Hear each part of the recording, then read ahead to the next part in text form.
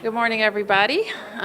We just concluded our monthly meeting with the council where we provided updates on Vision Zero, police redistricting, and we also heard from the Attorney General on active cases and new initiatives from the AG's office. Any questions? Madam Mayor, what do you think about the Attorney General's announcement that he's investigating the Archdiocese of Washington? I have been aware that he is looking into all matters related to Archdiocese and sexual abuse, specifically related to its nonprofit status. And I would encourage him to find out anything that we can about wrongdoing. Mayor?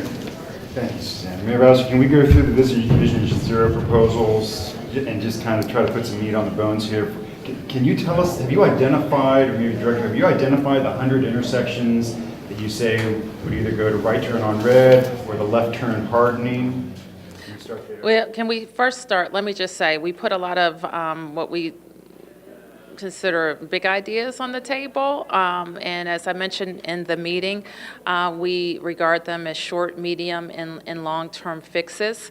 DDOT does have an idea of the areas, some of which have already been done, I think, with regard to right turns and left turns.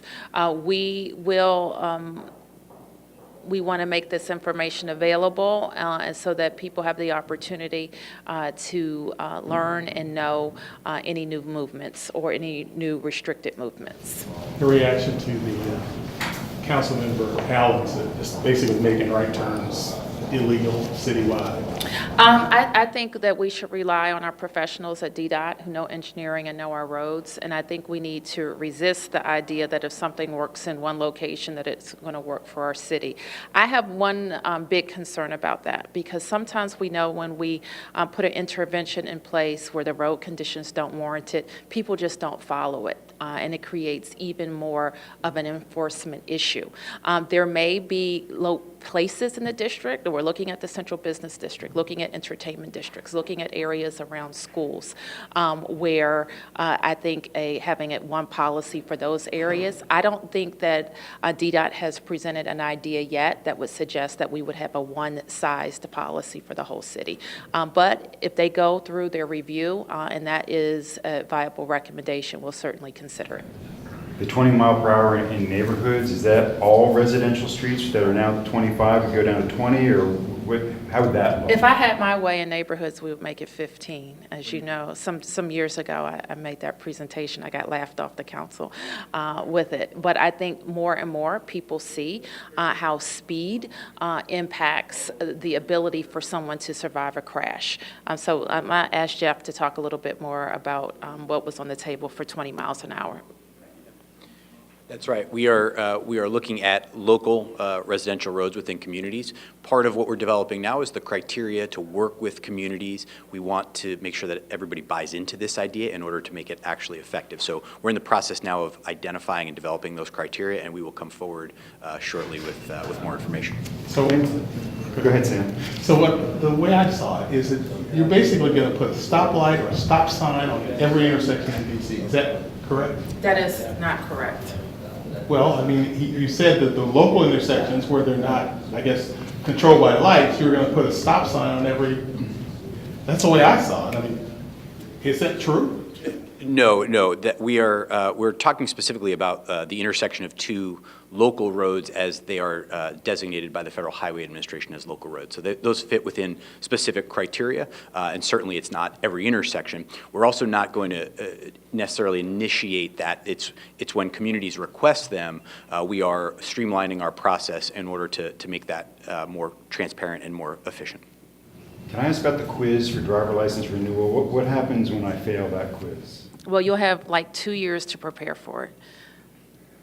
before this happens. So you shouldn't fail. No, we're examining, and I know the word quiz connotes that there's a pass or a fail and some action that happens based on that. But what we're just focusing on is driver re-education and how we can get that information out to people.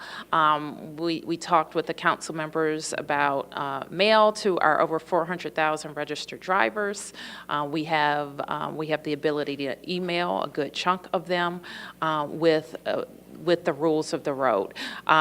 For some, there haven't been that many changes to the rules of the road, but the way we use our roads have changed, and many people haven't had that driver, haven't acquainted themselves with those rules in many, many years. We are also looking for ways, DDOT will explore also how we are educating cyclists and pedestrians and people who use transit, also about how we use our shared roadway space and the rules of the road.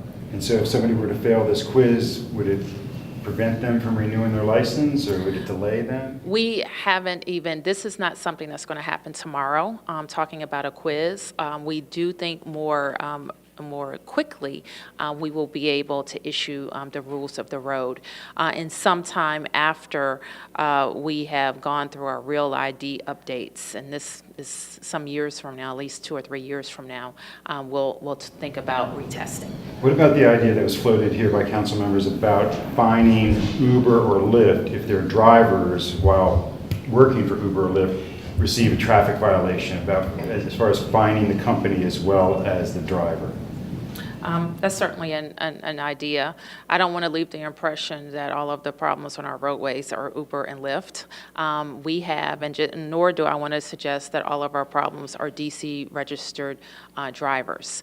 We swell to over 1 million people a day in DC, and so we know that we have a lot of people, including Uber and Lyft drivers, who are coming into the city who are not licensed in DC, but maybe in one of the surrounding areas. So that just adds to the public education campaign that we have to do with our own drivers and with surrounding DMV drivers. Mayor, you mentioned that some parking violators get away before, I guess, you can get a ticket. So you were talking about taking pictures. Yeah. So tell us about this. I mean, just that they see you park somewhere, they take a picture, you don't even know you're getting a ticket until you get something in the mail. Is that how it works? Well, yes, that's how it will work. And you know that you would be eligible to get a ticket because you're violating our parking rules. And But so, even at least it flashes. Maybe you know if you're speeding, you got a flash behind you. But this way, you could just go and do something. You didn't even know you did anything wrong until. well, you 2 or 3 do, weeks because later. you know you're not supposed to be parked in the bike lane. And so you would get a ticket that said, and it shows your car and it shows where you were. So it's not, you know where you were, hopefully, or you know where your car was at least. And and we have to explore that. We have to make sure that technology exists, and I think it does, because we know it exists for park. We have the ability now on some of our DPW vehicles for parked vehicles in sweeper lanes. You just drive by it. We can just drop it if you're in a sweeper lane. So the part of the question was, and it was a good question that came up from the members of the council, is like, we can change all of these roads, all of these rules. We can make no right turns, but if nobody is there to enforce them, then what's the use? So that's part of the reason why I answered you in that way. First of all, we have to put in controls and traffic controls where it makes sense and where the roadway conditions warrant it. But we also have to have some reasonable way of enforcing it when people break the rules. We looked at the data from the late 90s with traffic fatalities, and by the way, when we talk about traffic fatalities, we include people who are driving a car, passengers in a car, bicyclists, motorcyclists, and pedestrians. And in the time that we have had photo-enforced red light cameras and speed, we have seen the number of traffic deaths in our city halved.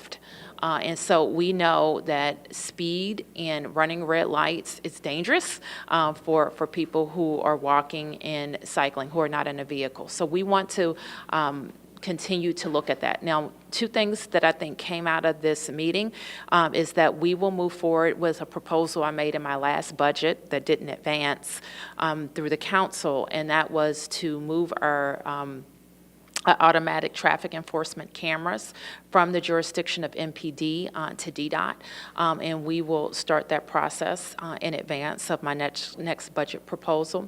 I felt a lot of energy from the council in making the statutory change to allow photo enforcement of the bicycle lanes, loading, and crosswalks. And this is Vision Zero week in essence with your office. Well, we're going to be talking a lot about traffic safety so that people can feel safe, whatever mode they're using in our city. Because one thing's for sure, city is growing as fast as ours.